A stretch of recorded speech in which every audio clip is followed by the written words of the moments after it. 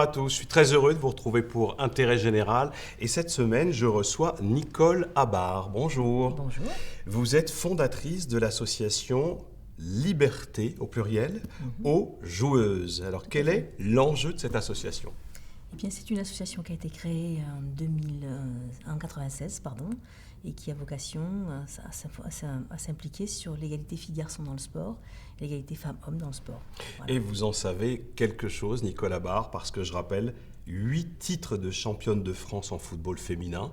Est-ce que vous avez vécu des pressions, de la malveillance, des inquiétudes entre les hommes et les femmes dans l'univers du football ? Alors, tant que j'étais joueuse, non. Parce que le côté performance, le côté brillant, le côté réussite suscite plus des encouragements et de l'admiration que des choses pas très agréables à entendre. Mais malheureusement, à la fin de ma carrière, oui, il y a eu un problème de discrimination active dans un club de football qui a amené la création de l'association. Et pourtant, des clubs de football où vous avez performé, comme on vient de le dire, c'est Reims, c'est Saint-Maur, VGA Saint-Maur, c'est ce qui est devenu l'OL féminin. Et dans ce milieu du foot, il y a un vrai machisme. Alors, du machisme, non. Je pense que c'est une question d'histoire. La place, elle est occupée par les hommes. Donc, c'est à nous de faire des efforts pour nous faire respecter, nous faire regarder, comme ça peut être le cas sur la dernière Coupe du Monde. Il n'y a pas de volonté délibérée de nous incriminer ou de nous dénigrer. C'est que c'est comme ça. C'est dans les mœurs, c'est dans la façon d'être, c'est dans notre mentalité, notre culture. Alors vivement que vous nous parliez tout à l'heure de ce baby-foot mixte. Vous allez maintenant pouvoir jouer avec des figurines où il y a des femmes et des hommes qui sont sur ces baby-foot dans nos bars. Mais pour le moment, Nicole Habart, comment est-ce que vous regardez la question de l'intérêt général ? Et on sent bien que ce qui vous préoccupe, c'est l'égalité homme-femme, en trame de fond, la diversité du genre. Complètement, c'est ma façon à moi d'avoir intégré un costume de citoyenne un peu plus grand que celui que j'aurais imaginé pouvoir porter. Vous avez laissé les crampons voilà, pour cette exactement. posture de citoyenne. Exactement, j'ai eu tellement de bonheur à jouer au football, ça a tellement été formateur pour moi, tellement riche, que je me suis dit qu'il fallait absolument que je m'implique pour que les filles et les garçons, mais a fortiori aujourd'hui les filles, puissent faire leur libre choix et qu'elles puissent décider si elles en ont envie de jouer au football, au rugby ou de faire de la boxe. Et que c'était pour moi la façon de servir cet intérêt général parce qu'en partant du sport, on peut toucher à l'ensemble de la problématique de l'égalité femmes-hommes dans la société.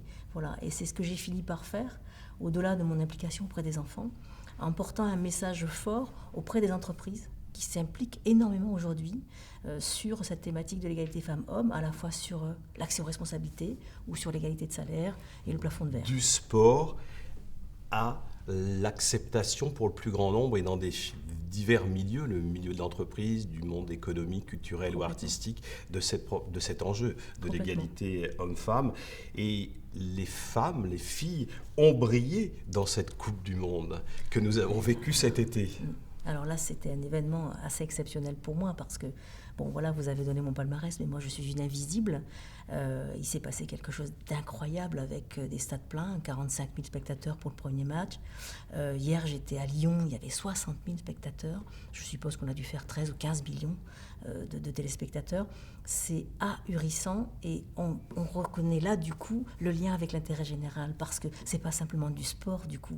C'est bel et bien la place des femmes dans les écrans de télévision, sur le terrain de football et sur l'ensemble de la société. Puis on a des stars du monde féminin, du football qui émergent. Qui vous paraît la femme, la footballeuse la plus emblématique alors que nous avons vécu il y a quelques mois cette grande Coupe du Monde du football féminin ? Alors, sur le terrain, moi hier, j'ai vu une joueuse qui s'appelle Valette, qui est une Américaine, qui a une allure tellement légère qu'on ne s'imagine pas la voir sur un terrain de foot, mais qui est une joueuse exceptionnelle en termes de technique, d'intelligence de jeu, de placement et de générosité. C'est pas elle qui a eu le ballon d'or, c'est Rapinoe, bien sûr, une Américaine aussi. Elles sont toutes les deux très intéressantes. On leur fait confiance pour porter cette cause qui vous anime et y participer là où elles sont, l'égalité entre les hommes et les femmes, mais porter cette cause, c'est aussi passer par des projets très concrets. Et il y en a un qui vous anime spécifiquement, et ça s'appelle Passe la balle. Alors expliquez-nous, c'est quoi Passe la balle ? Alors Passe la balle, je me suis simplement donné cette mission très ambitieuse de changer le monde.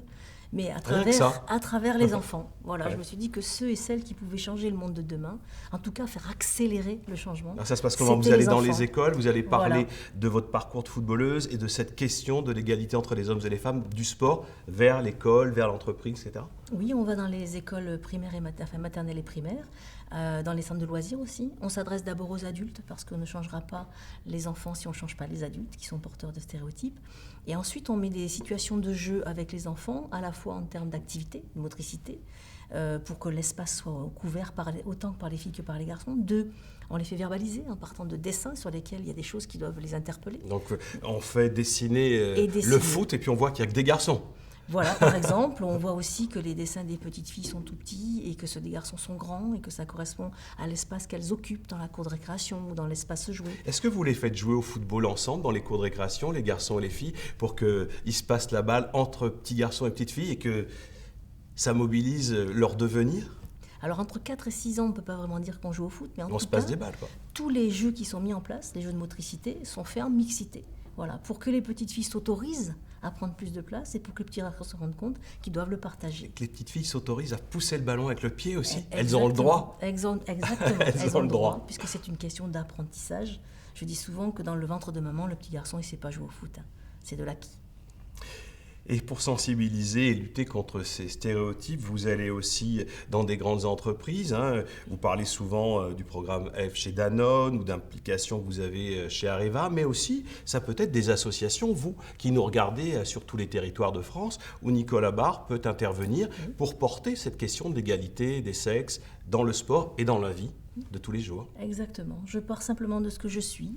Je ne théorise pas. Je raconte ce que je fais de façon concrète et j'essaie de voir comment ça peut se traduire dans le contexte où je suis invitée, associatif, ou alors en milieu carcéral aussi, à Toulouse, à la prison de Seyss. Donc nous saluons les téléspectateurs de Toulouse et en particulier ceux qui nous regardent en prison à Toulouse où vous intervenez pour Tout à fait. sensibiliser à l'égalité du genre entre les femmes et les hommes. Pourtant là, Complètement. ce sont des prisons où hommes ou femmes, C'est prison d'hommes. d'hommes. Ouais. Et vous allez leur dire quoi? Alors je travaille sur l'égalité effectivement et puis sur l'ensemble des discriminations. Certains d'entre eux d'ailleurs sont détenus pour des violences conjugales. Et malheureusement on est en plein dans cette actualité aujourd'hui avec les féminicides. Et le fait que vous soyez une footballeuse avec ce palmarès, C'est facile 8 pour titres de championne du monde, ça leur donne la possibilité de vous écouter.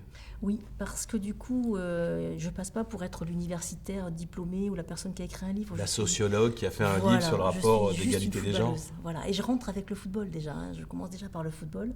Et donc du coup, ils ont une écoute et ils ont une forme de respect qui me facilite grandement le dialogue avec eux. Alors il y a quelque chose de tout à fait emblématique dont on va parler maintenant, c'est ce baby-foot mixte. Votre rêve, Nicolas Barre, c'est que dans tous les bars de France, on ait des baby-foot avec des joueuses aussi, des équipes où sur ces bars avec lesquels on joue, il y ait des figurines hommes, des figurines femmes et que tous jouent ensemble au football. Exactement. En fait, je me disais comment tu peux faire pour conjuguer ta passion du football avec cette Coupe du Monde de foot qui arrive et les valeurs que tu portes et que tu défends d'égalité femmes-hommes dans le sport. Et du coup, j'ai pensé... C'est né comme ça. Voilà, j'ai eu l'idée avec le baby-foot.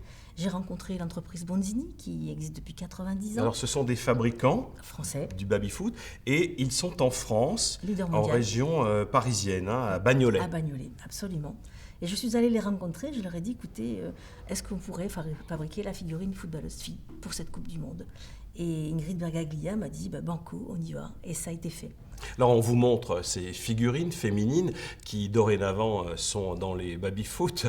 On va pouvoir jouer entre hommes et femmes et on va jouer aussi avec des figurines hommes et femmes au baby-foot et espérons que demain il y en ait dans toutes les MJC, dans tous les bars et que le baby-foot ne soit plus un lieu où il n'y a que des hommes qui jouent entre hommes. Exactement. C'est ça l'enjeu? C'est tout à fait ça, dans la joie, la bonne humeur, traiter d'un sujet pas toujours facile qui est plutôt vu sous l'angle des violences, dans cette espèce de bonheur partagé et dans le jeu. Voilà, on s'amuse.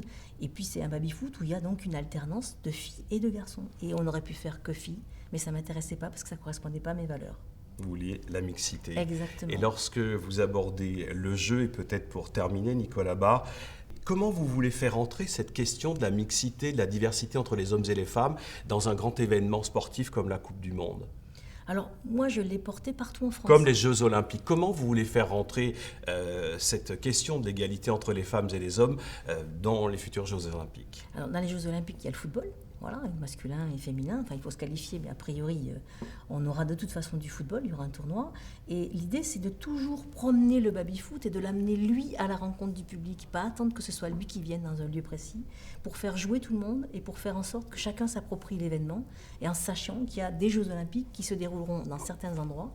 Soit on se déplace pour aller regarder et consommer donc ce spectacle, soit on regarde la télévision, parce que c'est important aussi, dans la mesure où il y a des enjeux économiques non négligeables derrière, a fortiori pour le sport féminin et son développement. Alors là, vous espérez que le comité d'organisation des JO vous dise c'est une vraie question, l'égalité des sexes hommes-femmes, et Nicolas Barre, embarquez avec nous cette cause, et on va essayer de vous donner de la visibilité pour sensibiliser. Absolument, je suis disponible, ouverte, prête à contribuer à ma façon, ou le baby-foot mixte en lui-même, à la réussite de cet événement qui va être quand même aussi quelque chose d'exceptionnel dans notre pays, comme l'a été cette Coupe du Monde qu'on vient de vivre en France de football féminin. Il me reste à vous remercier, Nicolas Barre. Merci à vous. Je rappelle que vous êtes fondatrice de l'association Liberté aux joueuses et que le chantier demeure, cette question de l'égalité entre les femmes et les hommes, mais déjà il y a quelques progrès. Donc espérons que ces Jeux Olympiques y participent. À bientôt et merci beaucoup de nous avoir accordé cet entretien. Quant à vous toutes et à vous tous, je vous retrouverai la semaine prochaine pour un autre numéro d'Intérêt Général. Au revoir et bonne semaine.